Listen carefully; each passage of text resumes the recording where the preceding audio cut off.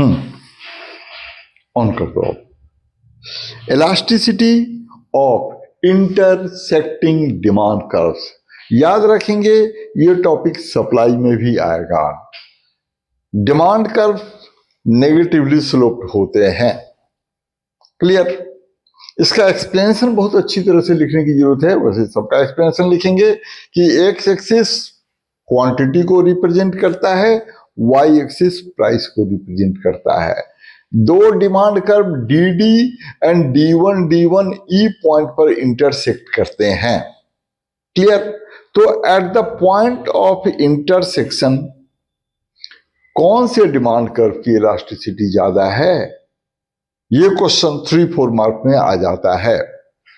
तो सबसे पहले यहां पर याद कर लेंगे कि इलास्टिसिटी क्या चीज है। Elasticity is the degree of responsiveness of quantity demanded to changes in price. और चेंज का मतलब क्या होता है? चेंज का मतलब दो होता है। चेंज या तो इंक्रीज या डिक्रीज। क्लियर?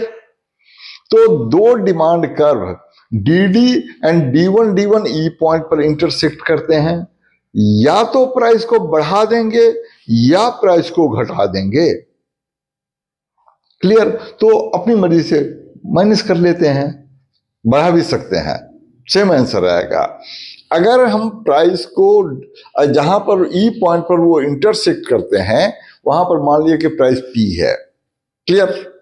अब प्राइस को डिक्रीज करके P1 कर दिया, प्राइस को डिक्रीज कर दिया, तो how demand curves are responding, इससे पता चल जाएगा कि किसकी इलास्टिसिटी ज्यादा है। तो जब प्राइस को डिक्रीज करके P1 कर दिया तो उसके हॉरिजॉन्टल लाइन ड्रॉ करेंगे।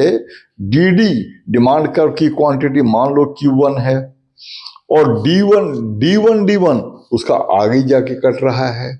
मतलब when price decreased from OP to OP1 by PP1, quantity demanded on DD curve increased from OQ to OQ1, but on demand curve D1 quantity demanded increased from OQ to OQ2. OQ to OQ2. That means by the same decrease in price, quantity demanded on D1 demand curve increased by Q1 Q2. That means demand curve D1 is more elastic than demand curve DD.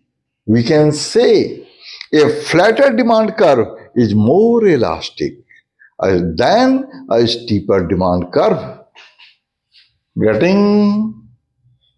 जो steeper demand curve होगा उस पर quantity price decrease हुई, उस पर जितनी quantity वहां जो इंटरसेक्टिंग पर क्वांटिटी थी उससे जितनी बढ़ी, और D1 उस पर जितनी बढ़ी तो D पर Q से Q1 से बढ़ी, और D1 पर Q2 से बढ़ी।